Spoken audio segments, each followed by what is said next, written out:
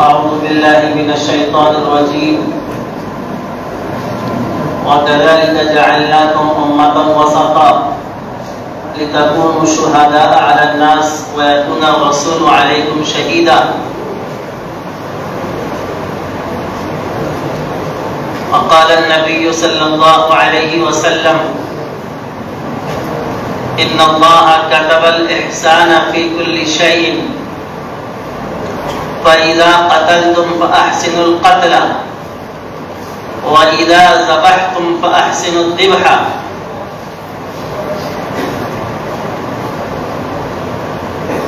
أو كما قال عليه الصلاة والسلام. عزیز طلبہ،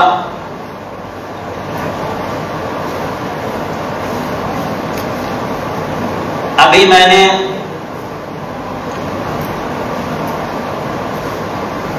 آپ کا یہ دلچسپ اور پرمغز پروگرام کو سنا.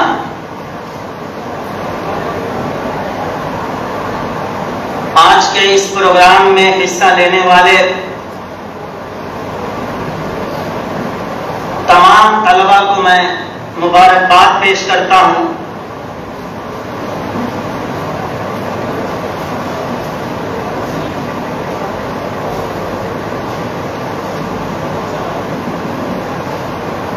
ظاہر سی بات ہے کہ ان حضرات نے کافی محنت کر کے مختصر سے وقت کے لیے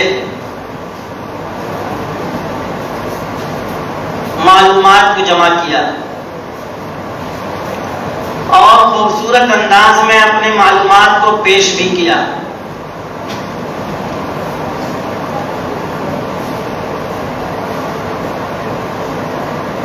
ہم یہ دیکھ رہے ہیں کہ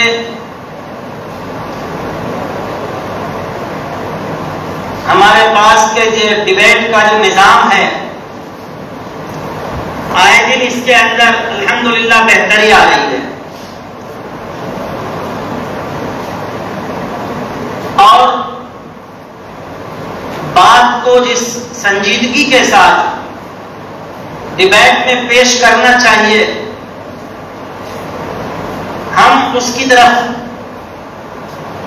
بڑھ رہے ہیں اور ہر دن ہم کچھ سیکھ رہے ہیں.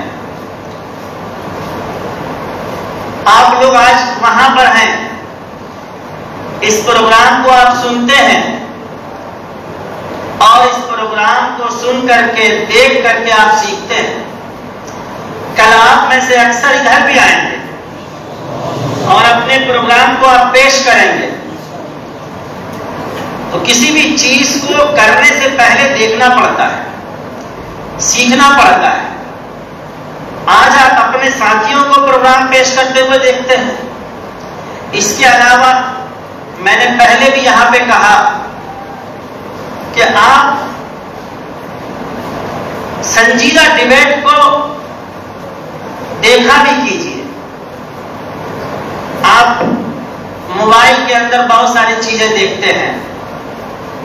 اپنے اس موبائل کا استعمال کو ایک مثبت جہت دیجیے، بجائے اس کے کہ آپ لایعنی چیزوں میں اپنے اوقات کو صرف کریں. آج ضرورت اس بات کی ہے کہ ہم صحیح رخ کو، صحیح جہت کو اور صحیح منہج کو اختیار کریں.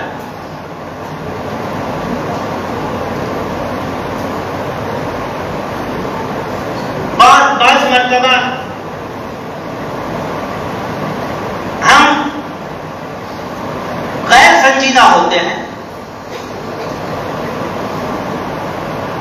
لائنوی میں یا یہ کہ لاشعوری میں یا ایک ماحول کے اثرات کی بنیاد پر، یا بعض مرتبہ ایک چیز نہیں ہمارے سامنے آتی ہے، اس بنیاد پر ہم اس کے ایسے دلدادہ اور عاشق ہو جاتے ہیں، اس کے ایسے دیوانے ہو جاتے ہیں کہ ہم اپنے مقاصد اصلی کو بھول جاتے ہیں. میں اپنی بات یہ بتاتا ہوں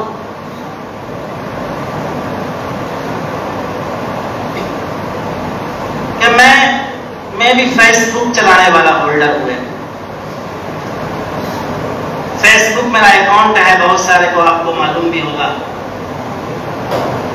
لیکن اکثر ایسا ہو رہا تھا کہ رات 12 بجے پڑھ کر کے اٹھے اور تھوڑا سا دیکھا کیا ہے، کس نے کیا لکھا اور میرے تحریر پہ کس نے کمنٹ کیا، کس نے شیئر کیا، اور اس دیکھتے دیکھتے اور ارے کوئی نئی چیز آ گئی، ارے یہ کیا ہو گیا، اور معلوم ہوا کہ آدھا گھنٹہ اور 1 گھنٹہ چلا گیا. دوپہر میں سونے گئے تو دیکھ لوں کچھ تو کوئی خاص بات تو نہیں ہے، اور اس کو دیکھا اور ادھر ادھر انگلی کرتے کرتے معلوم ہوا کہ 3 بج گئے، 3:30 بج گئے. سونا بھی ہے، اٹھنا بھی ہے، پڑھنا بھی ہے، کرنا بھی ہے.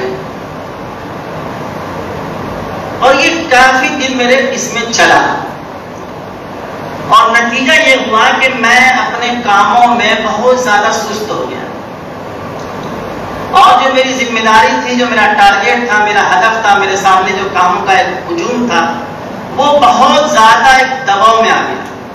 ظاہر سی بات ہے، جو آپ روز کا کام آپ نہیں کر پائیں گے اپنے ٹائم پہ، تو آپ کے اوپر کام کا پریشر ہو جائے گا. ان کو دینا ہے، ان کو بھیجنا ہے، ان کو کرنا ہے، یہ مکمل ہونا تھا، ساری چیزیں ناقص ہیں. نتیجہ پر ہم نے فیصلہ کیا کہ مجھے فیس بک کی دنیا چھوڑ دینی چاہیے، اور ہم نے فیس بک کو اپنے موبائل سے ڈیلیٹ کر دیا. میں آپ کو ایمانداری سے کہہ رہا ہوں کہ اس کے بعد سے میں اپنے اندر کافی تبدیلی محسوس کرتا ہوں. اتنے سارے پہلے سے کام تھے اور اس کے بعد موبائل نے الگ کام دے دیا. نتیجہ یہ تھا کہ بچوں کو بھی ٹائم نہیں دے پا رہا. چھوٹے چھوٹے بچے کہتے ہیں ابو آپ تو موبائل میں ہی رہتے ہیں. مطلب بچوں کو بھی زبان ہو جاتی ہے تھوڑے دن تک دیکھتے اور سنتے ہیں.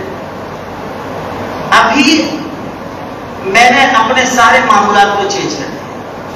میں 11 بجے سو جاتا. میں آج اس پروگرام میں بس آپ لوگوں کی محبت نہ ہوتی تو میں شاید نہیں آتا. اور میں اکثر 11 بجے کے بعد میں نے ایک معمول بنا لیا سونے. فجر میں اٹھ جاتے ہیں، فجر سے پہلے اٹھ جاتے ہیں، فجر کے بعد 2-2.5 گھنٹے ملتے ہیں ہمیں کام کرنے کے، اور بہت ہی پرسکون ماحول ملتا ہے.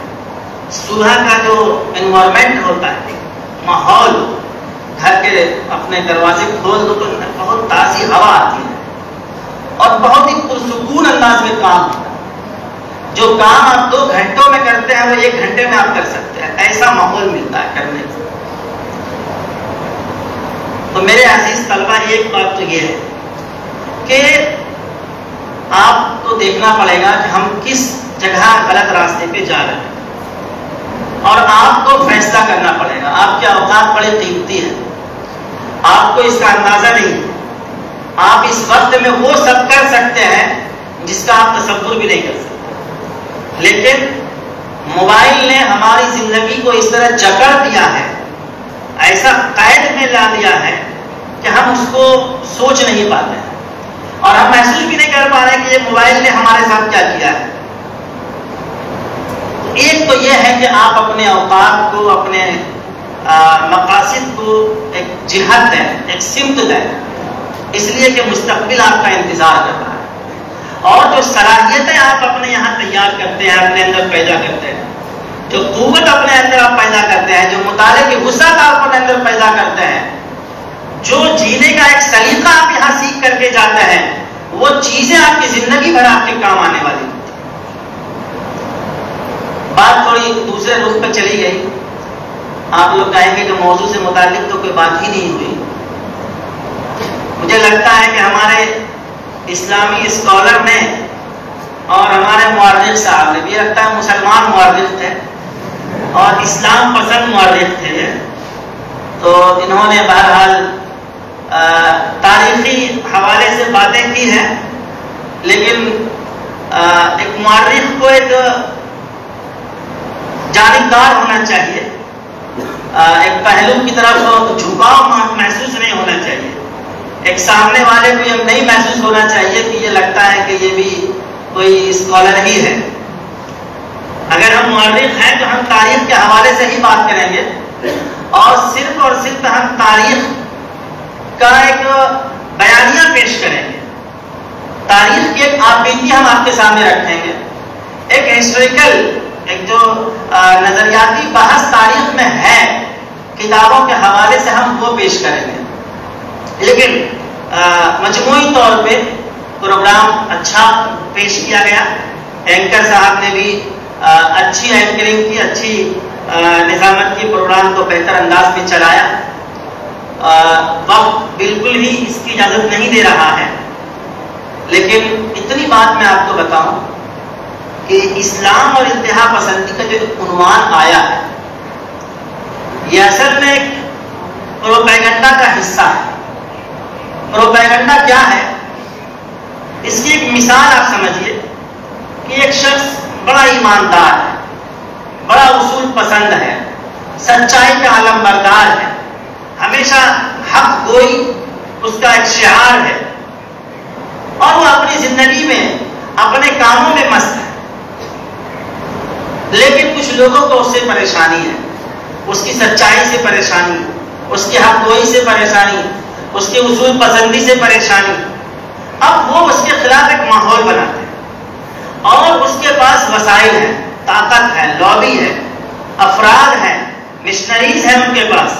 اب وہ اس ایک عام انسان کو, ایک اصول پسند انسان کو ایک ایسا پیش کرتے ہیں کہ وہ ایک بہت بڑا ظالم, جاوید, عدل کا قاتل, انسانیت کا دشمن ایسا شخص ہے.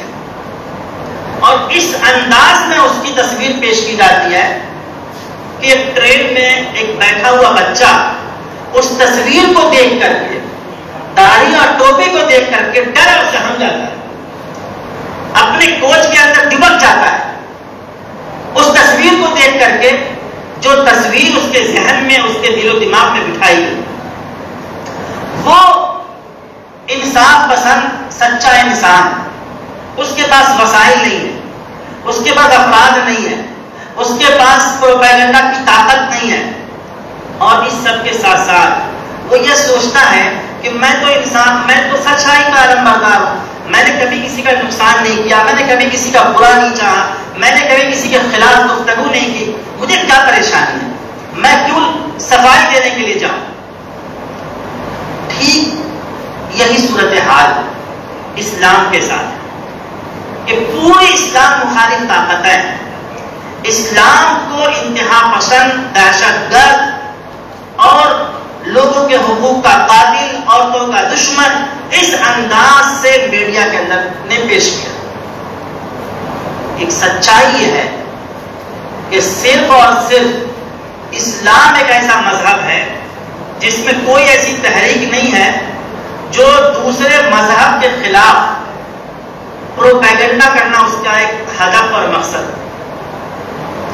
اسلام کے علاوہ تقریباً تمام مذاہب کے پاس ایسی تنظیمیں ہیں جس کا ایک ہدف ہے اسلام کو نقصان پہنچانا, اسلام کو بدنام کرنا.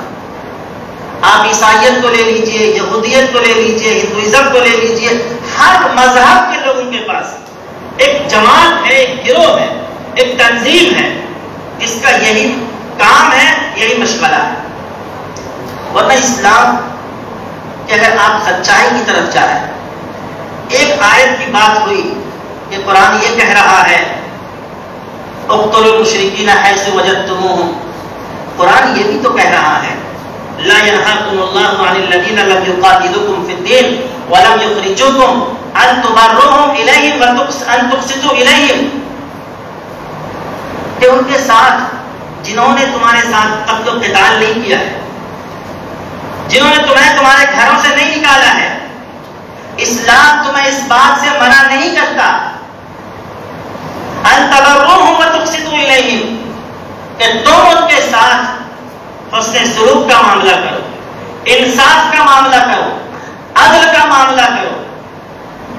مفسرین نے لکھا ہے لفظ بر بہت بڑا لفظ ہے, قرآن نے، احادیث نے ماں باپ کے ساتھ بر کا لفظ استعمال کیا، اور بر الوالدین، ماں باپ کے ساتھ لفظ بر کا استعمال ہوا ہے۔ اور ایک دوسری جگہ قرآن کریم غیر مسلموں کے لیے اسی لفظ بر کو استعمال کر رہا ہے کہ جو غیر مسلم تم سے لڑائی نہیں کرتے ہیں، جو غیر مسلم تم سے، تمہارے گھروں سے تم کو نہیں نکالتے ہیں، تم ان کے ساتھ بر کا معاملہ کرو، نیکی کا معاملہ کرو، حسن سلوک کا معاملہ کرو، اچھائی کا معاملہ کرو۔ آپ کو یہ آیت کیوں نہیں دکھتی ہے؟ کہ قرآن یہ کہہ رہا ہے، اور قرآن کریم کی اسی آیت پر آج تک مسلمان عمل کرتے ہوئے آ رہے ہیں۔ اقتلوا المشرکین حیث وجدتموہم پر کہاں عمل ہوتا ہے؟ نہ مکہ میں عمل ہوا، نہ مدینے میں عمل ہوا، لیکن بعض مرتبہ بعض حالات ایسے ہوتے ہیں کہ اس حالات کے اندر اپنے لوگوں کو ایک حوصلہ دینا ہوتا ہے، ایک ہمت دینی ہوتی ہے۔ ان آیات کا تقاضا انہی حالتوں سے ہے۔ آپ مکہ کے حالات کو دیکھیے، کس طرح کی پلاننگ ہو رہی ہے آپ صلی اللہ علیہ وسلم کو قتل کرنے کی، کس طرح کی پلاننگ ہو رہی ہے مسلمانوں کو ختم کرنے کی۔ ان پلاننگ کے اندر بھی اسلام نے کبھی قتل و قتال کا حکم نہیں دیا، لیکن اسلام کو اپنا وجود باقی رکھنا تھا، اسلام کو دنیا میں پھیلنا تھا، اور ان حالات کے اندر اگر اس طرح کے حکم ہیں تو پوری ایمانداری کے ساتھ، پوری امانتداری کے ساتھ، پوری علمی انصاف کے ساتھ پورے قرآن کریم کا جائزہ لینا چاہیے، اور ان آیتوں کو بھی سامنے لانا چاہیے جس آیتوں کے اندر اسلام نے عدل و انصاف کی بات کی ہے، انسانی حقوق کی بات کی ہے۔ قرآن نے کہا من قتل نفسا بغیر نفس او فساد فی الارض فکأنما قتل الناس جميعا، ناحق کسی انسان کا قتل کرنا پوری انسانیت کا قتل کرنا ہے۔ میں دعوے کے ساتھ یہ کہہ رہا ہوں کہ جس طرح عدل و انصاف کی بات، صبر و تحمل کی بات، آپسی حقوق کی ادائیگی کی بات، بھائی چارگی کی بات، محبت کی بات، ہمدردی کی بات، تحمل کی بات، ایک دوسروں کے ساتھ مل کر کے چلنے کی بات اصول انداز سے قرآن کریم میں کہی گئی ہے، کسی بھی مذہبی کتابوں کے اندر نہیں کہی گئی۔ جنگ کے جو اصول اسلام نے دیے ہیں، کسی بھی مذہب کے اندر وہ اسلام کے اصول نہیں ملتے ہیں۔ آپ صلی اللہ علیہ وسلم نے کہا کہ جو لوگ جنگوں میں شریک نہیں ہیں، جو لڑ نہیں سکتے ہیں، ان کو نقصان مت پہنچاؤ، عورتوں کو نقصان مت پہنچاؤ، بچوں کو نقصان مت پہنچاؤ، جو مندر کے پجاری ہیں، جو گرجا گھروں کے راہب ہیں، مٹھوں کے پجاری ہیں، ان کو ہاتھ مت لگاؤ، ان کے مندروں کو نقصان مت پہنچاؤ، جو پھلدار درخت ہیں، سایہ دار درخت ہیں، ان کو نقصان مت پہنچاؤ۔ ایسی تعلیم آپ کو کہیں نہیں ملے گی۔ آپ اسلام میں انتہا پسندی کی بات کرتے ہیں، اسلام نے تو کہا غصہ مت کرو، لا تغضب، غصہ مت کرو۔ اسلام نے یہاں سے شروعات کی ہے۔ آپ نے فرمایا کہ وہ شخص طاقتور نہیں ہے جو دشمن کو پچھاڑ دے، وہ شخص طاقتور ہے جو اپنے نفس پر قابو پا لے، اپنے غصے پر قابو پا لے۔ آپ کہاں جائیں گے؟ کس انتہا پسندی کی طرف جائیں گے؟ اسلام نے یہاں تک انسانوں کے ساتھ چھوڑیے، اسلام نے جانوروں کے ساتھ حسن سلوک کی بات کی۔ ایک فاحشہ عورت ایک کتے کو پانی پلا دیتی ہے، آپ صلی اللہ علیہ وسلم فرماتے ہیں وہ جنتی ہے۔ اور ایک عبادت گزار خاتون بلی کو گھر میں باندھ کر کے رکھتی ہے، کھانا نہیں دیتی ہے، بلی مر جاتی ہے، آپ صلی اللہ علیہ وسلم فرماتے ہیں یہ فی النار۔ آس پڑوس کے لوگ ان کی عبادت کی گواہی دے رہے ہیں، آس پڑوس کے لوگ اس کے بارے میں اس کی دیانت داری کی گواہی دے رہے ہیں، اور آپ صلی اللہ علیہ وسلم فرماتے ہیں یہ فی النار، وہ جہنمی ہے۔ اس کو آپ انتہا پسندی کہیں گے؟ آپ جتنی چاہے آپ اوپر تک چلے جائیے، آپ صلی اللہ علیہ وسلم نے فرمایا المسلم من سلم المسلمون من لسانه ویدہ، مسلمان وہ نہیں ہے جس کی تکلیف سے دوسرے لوگ محفوظ نہ ہوں، مسلمان وہ ہے جس کی زبان سے، اس کے ہاتھ سے دوسرے لوگ محفوظ ہوں۔ اور آپ صلی اللہ علیہ وسلم نے من سلمن، بعض روایتوں کے اندر من سلمن الناس کا لفظ آیا، صرف مسلمانوں کو نہیں، دوسرے لوگوں کو بھی تکلیف دینے سے آپ نے منع کیا۔ آپ کا پڑوسی چاہے وہ مسلمان ہو چاہے وہ غیر مسلم ہو، اسلام نے ان کے ساتھ حسن سلوک کی تعلیم دی ہے۔ یہ مذہبی انتہا پسندی صرف اور صرف اسی پروپیگنڈا کا حصہ ہے جس کو ہم نے کہا۔ دنیا کے اندر بے شمار تنظیمیں اور تحریکیں اسی پروپیگنڈے کے اوپر کام کر رہی ہیں۔ ہمارے پاس وہ وسائل نہیں ہے، ہمارے پاس وہ طاقت نہیں ہے، اور ہم یہ سمجھتے ہیں کہ ہم حق پسند ہیں، اور اس بنیاد پر ہم میدان میں اسلام کے استعفا کے لیے نہیں آتے۔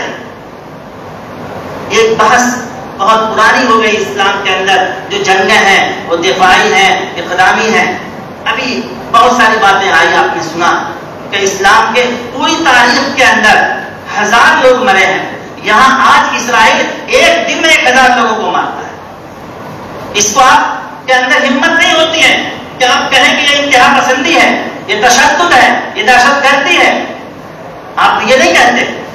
اور اسلام کے بارے میں جو اسلام کے 1400 سال سے امن و امان کی تعلیم دیتا ہوا آ رہا ہے، اخوت اور بھائی چارگی کی تعلیم دیتا ہوا آ رہا ہے، آپ اس کے بارے میں کہتے ہیں کہ اسلام کے اندر تشدد ہے۔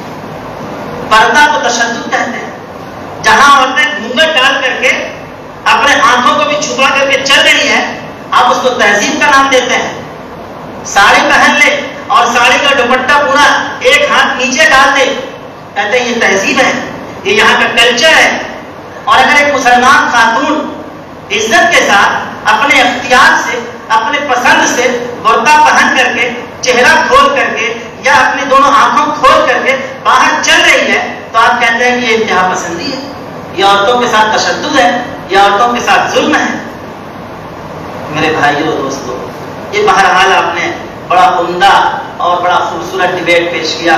میں آپ سب کو مبارکباد پیش کرتا ہوں، اور یہی آپ سے گزارش کرتا ہوں کہ آپ حضرات پڑھیے، مطالعہ کیجیے، چیزیں آپ کو ملیں گی۔ آپ کے پاس بھی زبان ہے، اور میڈیا نے آج آپ کو بھی بولنے کا موقع دیا ہے۔ آپ بھی آج اسلام کی اس سچائی کو پیش کر سکتے ہیں، اور اس پروپیگنڈا کو آپ ختم کر سکتے ہیں جس پروپیگنڈا کے لوگ دیوانے ہو گئے ہیں، جس پروپیگنڈا کو لوگ سچا مان رہے ہیں۔ اللہ تعالیٰ ہمیں کہنے سننے سے زیادہ عمل کرنے کی توفیق نصیب فرمائے۔ وآخر دعوانا ان الحمد للہ رب العالمین۔